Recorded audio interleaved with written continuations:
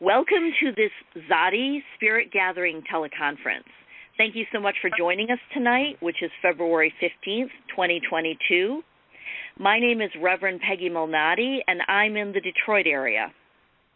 During our call tonight, we'll participate in a guided meditation to visit an ancient lost temple in the Himalayas.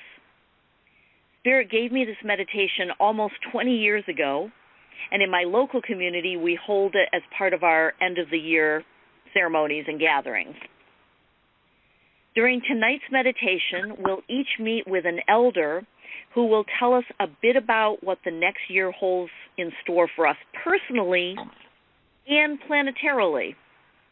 And before we leave, the elder will give us a new spirit guide to help us learn and grow. And I believe everybody has gotten it, but just in case anybody forgot to bring paper and pen to write down messages, please, grab some now. Or you can just set your intention that you'll remember exactly what you're meant to remember.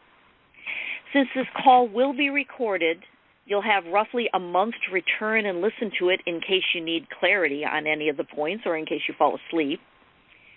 And you can always return to the Lost Temple anytime you wish to commune with one of the temple elders and ask questions. So they've made that very clear that anybody can come at any point in time, and they'll be received, most graciously. Just a reminder that we are recording this call so people who can't participate tonight can listen during the next month. To minimize background noise on the recording, I'll ask everyone who isn't speaking to either use the mute button on your phone or hit *6 to mute and unmute your voice. If you start talking and it appears that no one is hearing you, then you're probably still on mute, so make sure you unmute yourself. And then when you aren't sharing, please remember to remute yourself when you finish. Since we can't see each other, we'll take turns sharing tonight by using the virtual talking stick, and all of us are familiar with that. To indicate that you wish to speak, please just say something like, "I'm picking up the talking stick." The person who has the talking stick is the only person who can talk. And then when you're done speaking, please just say something like, "I'm putting down the talking stick," or "aho." I always like to know how events will be structured, so let me quickly go over tonight's agenda. We'll begin with... Peggy, mute is *6, correct? And you unmute yourself the same way, *6, *6. I thought it was the opposite. Okay. Unmute is still *6. Yeah, on this system, it's *6 to both mute and unmute. Thank you. Okay, continue now with the agenda items. Okay. Thank you. So we'll begin with brief introductions, and I'll ask you to give your first name, your location, and what you hope to get out of tonight's call.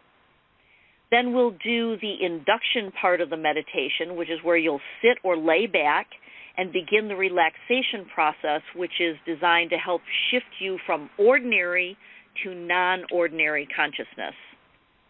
Then we'll do the guided meditation proper, which will last about 20 minutes. And when I ring my bell, that will serve as a 5-minute warning to wrap things up before you're called back.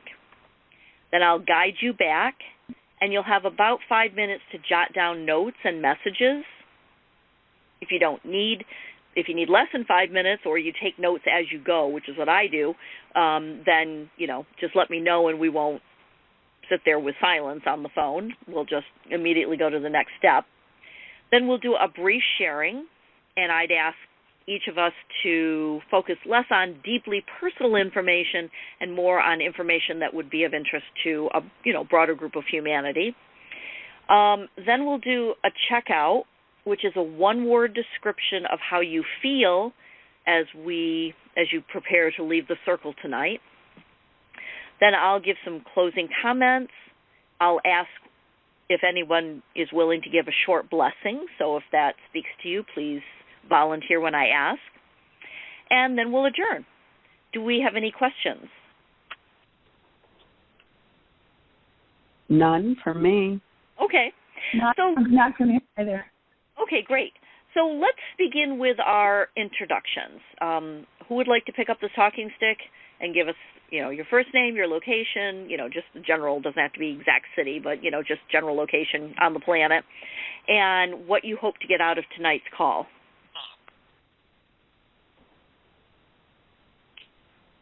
I can pick up the stick. This is Diane. I'm in Annandale, Virginia, outside of Washington, D.C., and I'm looking forward to seeing what message comes from this journey. I'm complete and putting down the stick.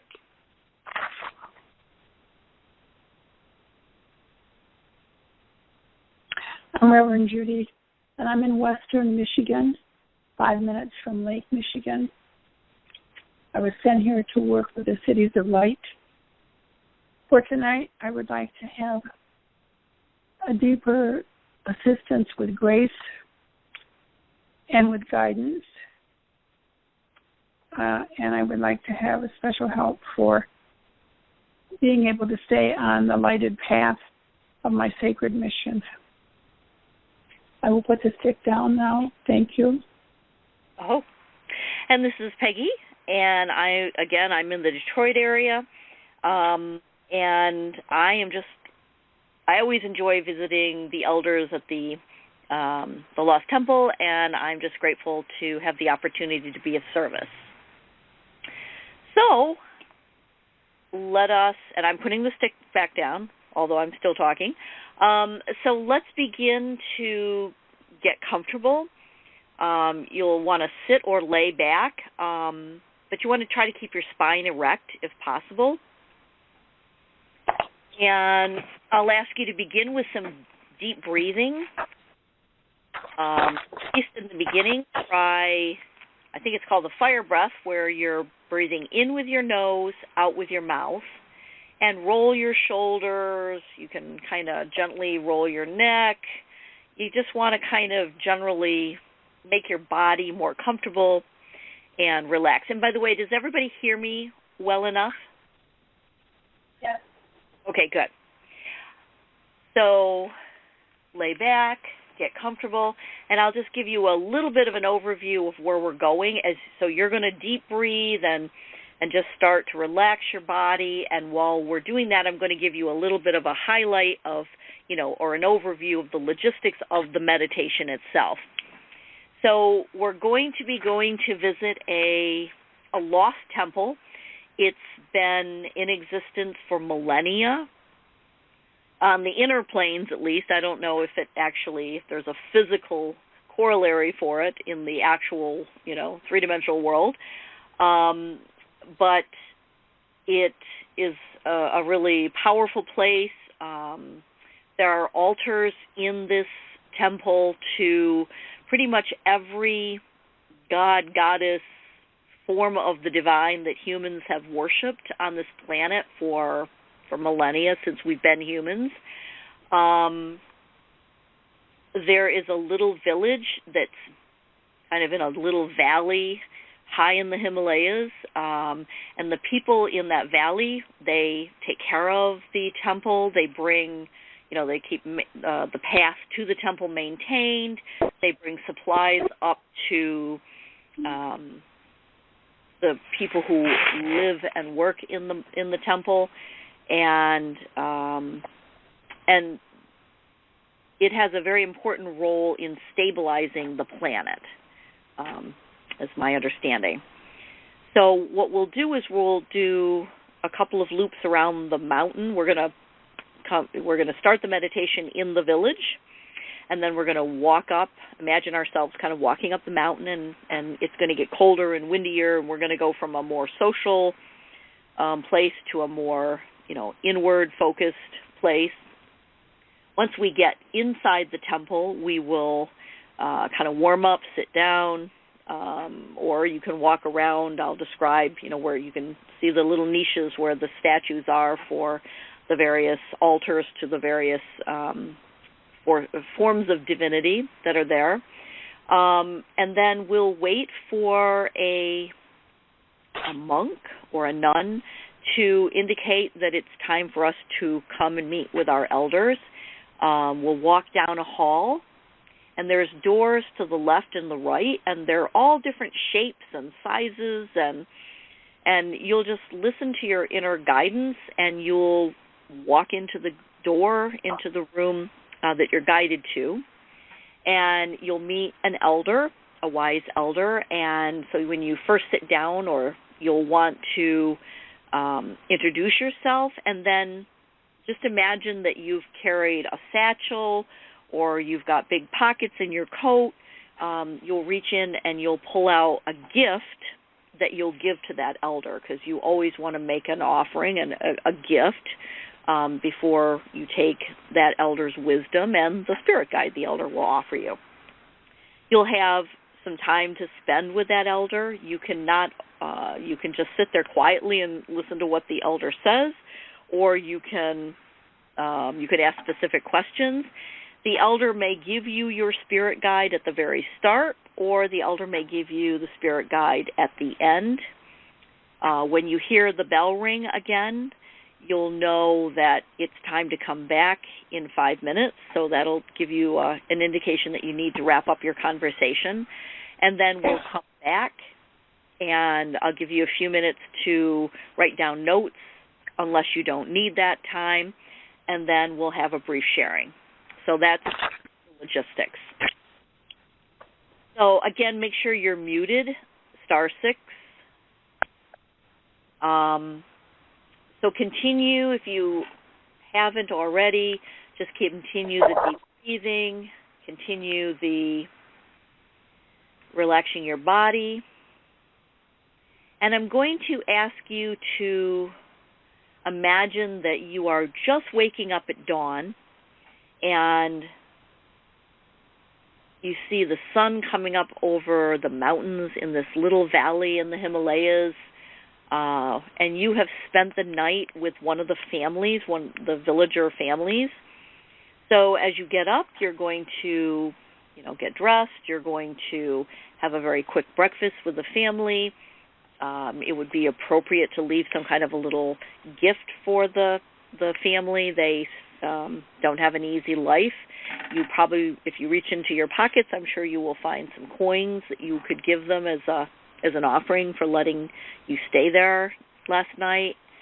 And then we're all going to meet outside, and we're going to begin the journey up the mountain.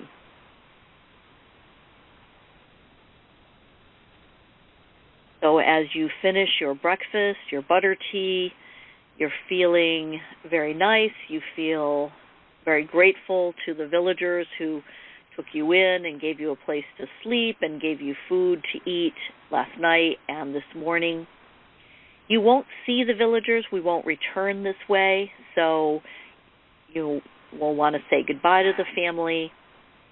And now we'll meet in the center of the town, the village, and you'll see that there is a kind of a boardwalk, a kind of a wooden boardwalk path, and we're all going to walk over there, and we're going to climb up on top of it, and we're going to begin walking, and this is the way we're going to make the journey around the mountain.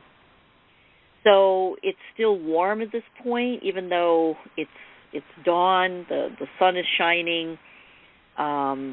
It's high up in the Himalayas, but it's not super cold.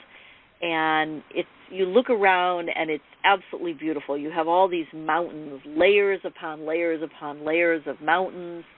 You can see the sun looks beautiful and bright. You can see eagles flying in the sky.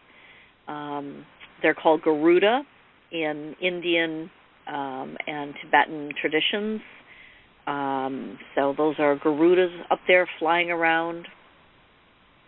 You can see the wind is blowing snow kind of off the mountains and into the air, and the sunlight is reflecting off those ice crystals, and it's like magical little rainbows in different parts of, the landscape as you look around. It's really lovely. So we're continuing to walk, and at this point, the incline isn't very steep, so we aren't being physically taxed, and we have the opportunity to have a conversation with each other. We're all expressing our excitement about being able to visit the mountain, the temple. We've all been there before, and we are talking about, what we're most interested in learning. But as we walk further around the boardwalk, the path that we are on, the wind is starting to pick up a little bit. So it may be time to put mittens on. It may be time to zip up your coat if your coat wasn't already zipped. Put on your hat. You may want to duck your head a little more. And as we continue to walk, it's getting a little windier, a little bit cooler, and we're noticing, we're starting to feel that the angle of incline is getting a little bit higher. So we're paying a little more attention, where before at the beginning of the walk we were not using a rope hold. There's now kind of ropes that are like a little rope, almost like a railing, I guess you could call it. So you may, if you feel called to it, you can put your hands on the rope and walk with your hands on it to give you a little help. And we're most of the way around the first circle, the first loop of the mountain. And if you look up to the northeast, you'll see not only some Garudas circling in the air, but you'll see a rainbow in the sky. And that's really magical. It's an actual rainbow, not just ice crystals with rainbow colors on them. So you consider that a good omen. And we begin the second loop.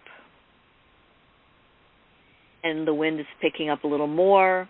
The incline is getting a little steeper. It's getting so we're less sociable. We're not talking with each other as much.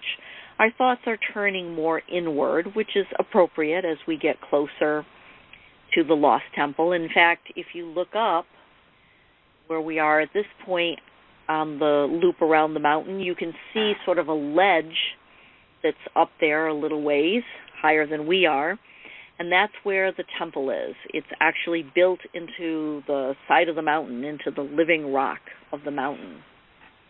So that will be our destination. And we will continue making our way around the second loop. And your thoughts turn now more inward. You are thinking about all the questions you have swirling through your mind about what 2022 holds for you, what you need to do to be of service in this new year, what you need in your own life to release, and what you wish to bring into your life. Those are all good things to contemplate at this point in the journey. And even for the stalwart, warm-blooded people, at this point everybody's got their scarves wrapped around their mouths, and they definitely have their hats pulled on and down, and they've got their gloves on. Zippers are zipped way to the top, and everybody's looking kind of cold, and it's getting steeper, so we're not moving at quite as rapid a clip, and many of us are holding on to the ropes just as a little extra precaution, because it is windy, and we are nearing the end of the second loop, and we can look up, and again we can see the shelf, the overhang of the rock, and that's where we're headed. And we're now beginning the third loop around the mountain. And again, as we begin this loop, it's getting steeper, it's getting windier, it's colder, and our thoughts are even more inward. We're thinking how grateful we are that we had butter tea for breakfast, because that with that nice little bit of fat and a little bit of salt, it's actually keeping us nice and warm, keeping our bellies warm. So our inner fire is good, even if it's windy and cold on our skin. And as we walk the third path around, the third loop, we look up, and again we see Garudas. They seem to be lots of them in the sky today. And as the wind keeps picking up, especially as we move higher, we notice that the wind is blowing snow off the mountain above us. And again, as it flutters into the air in front of the sun, we see rainbows, little rainbow crystals dancing in the air. And it just reminds us of how beautiful this planet is and how incredibly fortunate we are to be here, even when it's not comfortable or easy. We're almost done with the third loop, and we're going to begin our fourth loop. The good news is the loops get smaller. They're not as long as we go higher. So we're nearly to the steps, the stone steps that will lead us directly up to the temple. We begin the fourth loop. Again, our thoughts are even more inward. We're wondering which elder we will meet, what that elder will have to tell us. We're thinking about if we have any questions that we want to ask. And we're just thinking about what life is like in 2022 and how much it has changed in the past few years, and we're wondering how much it will change in the years that stretch before us. And as we come around the fourth loop, we can see the stone stairs ahead of us, so we will no longer be on wood stairs, a wooden kind of boardwalk. We will now transition to some hand-cut wood stone steps. And so we're going to grab the handrail for sure to make sure it's not slippery. We've got 3 steps that we're going to step up onto. Then we're going to have a flat area, but it's flat in that there are no steps, but there is a bit of an incline, and we can now see the temple ahead of us. We can see its really large wooden door with those big metal hinges and big metal ornamental details on the wooden door. The wooden door is stained a very dark color. It's nearly the same color as the stone that is ahead of us, and we can marvel at how much effort it must have taken to basically burrow into the living rock of this mountain and build this temple so very long ago. We come up the last set of little steps, 3 more steps, and we walk up to the door. One of us knocks, uses the knocker on the door to indicate that we are coming in.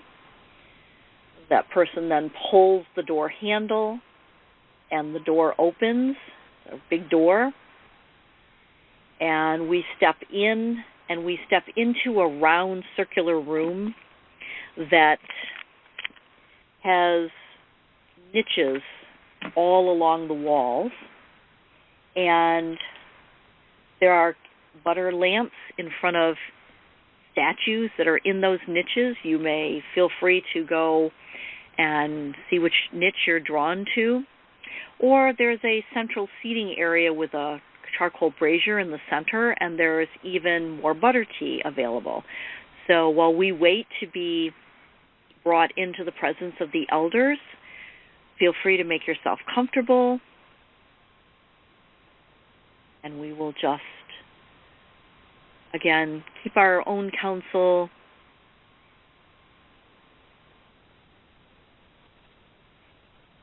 And there we go. They're ready for us now. So we're going to, if we sat down, we're going to stand up.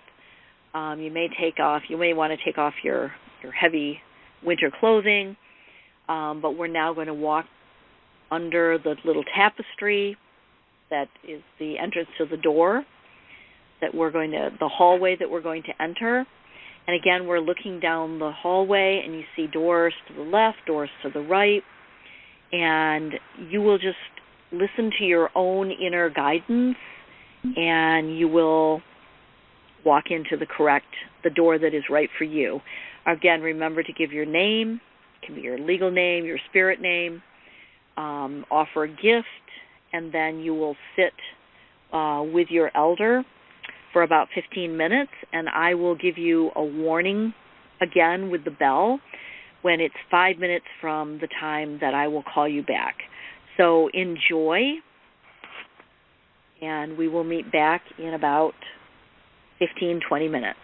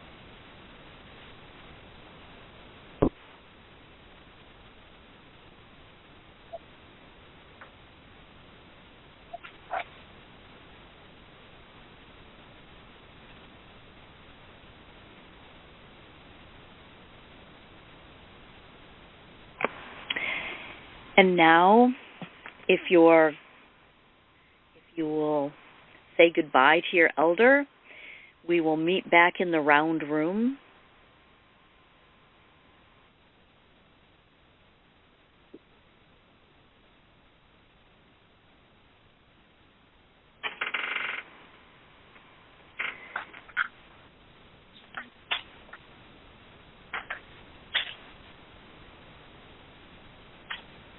And now we'll gather up our winter clothing, and we are going to walk to the other side of this round room.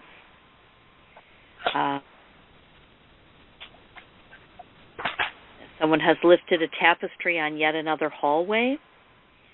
We'll walk behind the tapestry, and as we walk into this hallway, we'll notice that there's a shimmery light kind of in the center of the hallway. When we step through that shimmery light, we will walk through a doorway, a dimensional doorway, and we will step back into our own bodies, in our own homes, and we will return to normal consciousness. So I'll give you a couple of minutes to write down notes, unless you let me know that you don't need that time. Is there anyone who doesn't need the time to write notes? Did you take them already? This is Diane. I could use 1 minute. Okay. And Judy, do you need a few minutes? A couple minutes only, thank you. Okay, no worries. Take your time.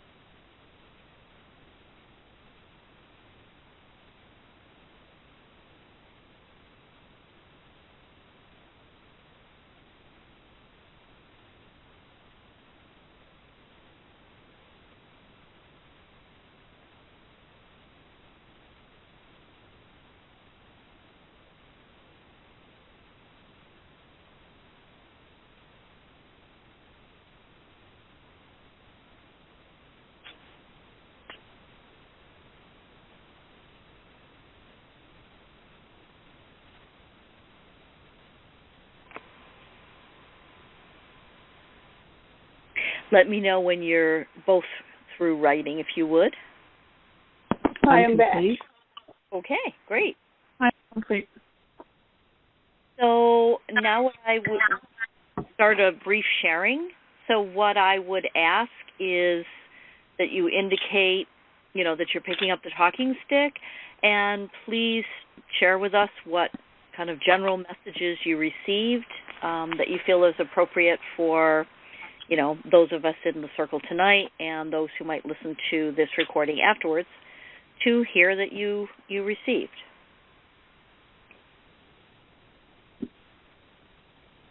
Who would like to begin?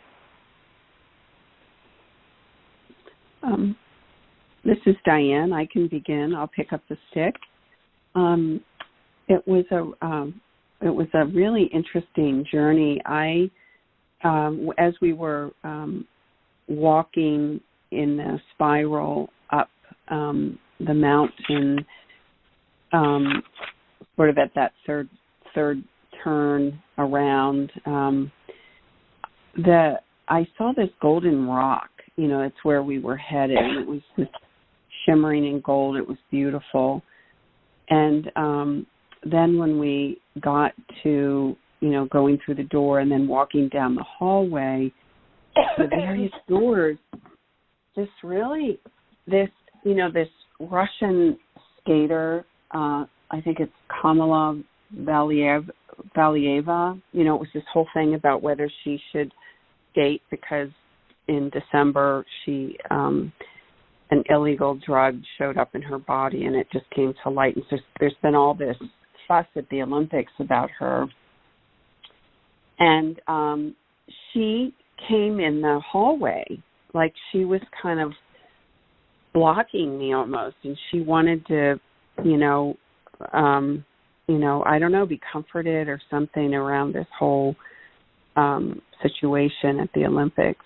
And I just said to her, I just said to her, I'm not in the space to do that right now, and I'm sorry for your anguish, but I don't think this is the time and place. And so she moved along, and then the whole of the pathway to choose a door became like golden molten. So it was like, when a volcano has that molten that travels, but this was all gold. And I couldn't, so I just said, okay, this is what's happening. So that traveled through the pathway, and I just allowed it because there was nothing else that I could do. And what that pathway did was it took me outside. So sort of the doorways, it was to get me outside of the structure and go actually outside. And then I went to this rock, and that's where I was met with the elder. And then the two of us moved to a new sort of small meeting room that was going to be built. And that was the whole point, is that it was something new. It had only cloth for walls because the wooden structure was there, but nothing more at this point. And it just felt like there's some new construct, and that's what that was about. And there was silence. I didn't get any particular download about what it was. It's just that it was really important that it was outside the typical doors and that it was something new. And I find all of that so interesting because that's what we were talking about right before the journey is, changes and unearthing things and newness. And I don't know, I found it very interesting. It felt very, I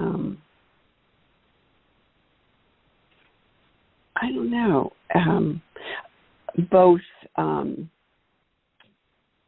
like in terms of clarity of what is next, there's not a lot, but what is very clear is that there's something new. And I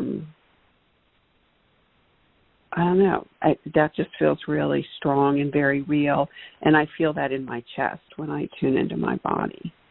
Mm-hmm. So I'm complete. That was my journey, and it was quite something. Thank you.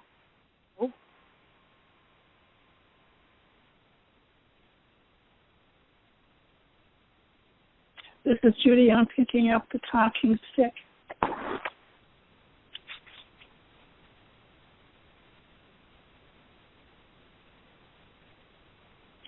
Going up the mountain and entering into the special temple was calming. I had great anticipation. My heart was happy. And then I waited, and I waited, and I waited. And I felt like I was going back into my body rather than being in the higher etheric dimensions. It was quite inchoate, quite lacking in clarity for me, but there was still an anticipation that the message and the people would come. I realized I was carrying a silver cuffed bracelet that I gave to the first person, but I was also carrying, because no guide had come, I was also carrying in my left, it was in my right hand. It was a very old and expensive silver cuffed CUFF bracelet with a jeweled and crystal top on it. In my left hand, I was carrying a stack of very ancient books that needed to be returned to the temple. And I was a courier for these precious books. Finally, I had the feeling of many, many shades of pink and orange around me. And then I believe that the person who came, I'm quite sure, was a Chinese Buddhist goddess. It was a crone. And she just looked at me sweetly and with wisdom, but no, nothing distinct or clear was exchanged to me at this sitting. And then I realized that I was being apprenticed to an apprentice of Kuan Yin. And I was pleased and I was very calm. But I was also waiting for a message or something, but it was just so extremely calming and so relaxing and full of possibility. But that was it. I didn't receive a message per se. So I felt a little unsettled and needy, but there was such a peaceful presence that when I left, I knew that it would be revealed in greater detail later.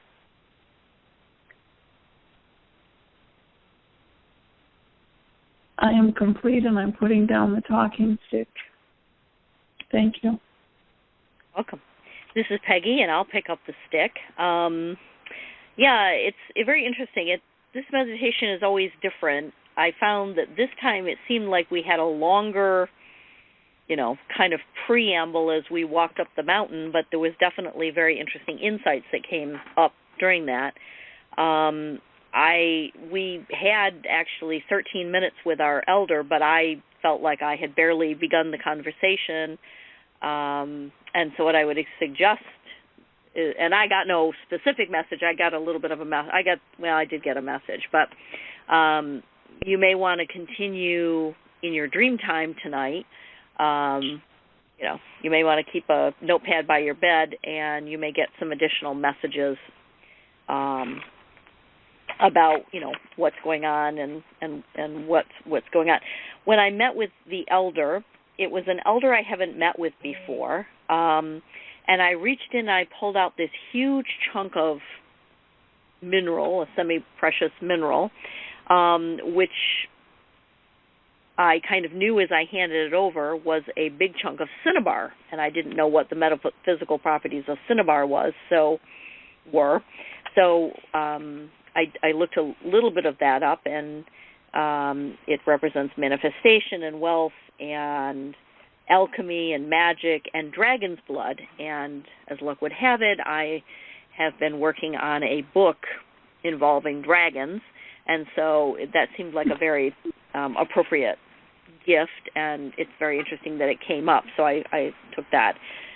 I got a little bit of personal message about some situations I'm dealing with in my life, but the more general message I got was that the pandemic will continue with waves of infections that rise and fall, but they will be shorter, they will be less deadly. More people will become sick, but they will be much less ill than earlier, and that life will be more balanced than it was for the last couple of years, but it will not be back to quote-unquote normal yet. And that was where I left off when, it was time to bring everybody back. So I'm offering, does anybody else have any additional comments they would like to make about their own journey or about what the other people experienced? And I'm putting the sick down and making it open for others.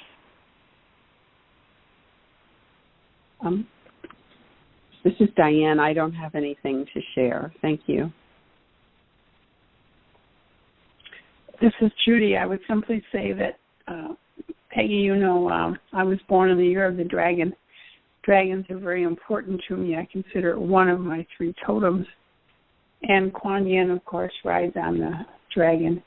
And perhaps we can talk another time about your writings. I'm putting down the talking stick, and I'm so grateful for this opportunity. Oh. Okay. Well, now we will check out as we begin to, dissolve the container that we have marinated in for the last hour or so. And I'd ask each of you to give a one-word description about how you feel as you leave the circle tonight. How you feel about your experience or just where you are. This is Diane. Curious.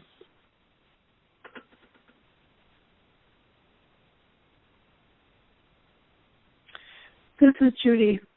I would say peaceful. And this is Peggy, and my word is grateful. So now I've got some closing comments, and then I'll ask if either of you would be willing to give a short blessing. So thank you for joining us for tonight's Tzaddi Spirit Gathering teleconference. The call may be saved under the Archive tab as an MP3 file at www.tzaddi.org. Phone access for the recording of this call is available until next month's call. For playback of the recording, you're going to dial a slightly different number, which you may want to write down if you think you want to go back through the meditation again. That number is 1-712-432-1085. And you'll use the same passcode you used to get into this call, which is 990322#. And that is on the website in case you have a question. We hope you'll be able to join us for our next Spirit Gathering, which is March 15th, when Reverend Dr. Sue Roeder will lead the call. These calls are hosted by Tzaddi, an interspiritual metaphysical organization founded in California in 1964. Tzaddi welcomes, nurtures, and supports people in celebrating and more directly experiencing their relationship with the loving presence of the divine. Our programs are open to people of any race, color, gender identity, sexual orientation, or national or ethnic origin. For more information, please visit www.tzaddi.org to learn more about our organization and to see a calendar of events hosted by Tzaddi members. We'll close now with thanks and a blessing. We start by giving thanks to Tzaddi founders Amy Keys and her daughter Dorothy Blackmere.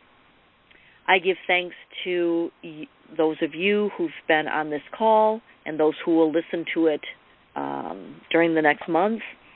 Thank you for being part of our community, and thank you for being part of our call tonight.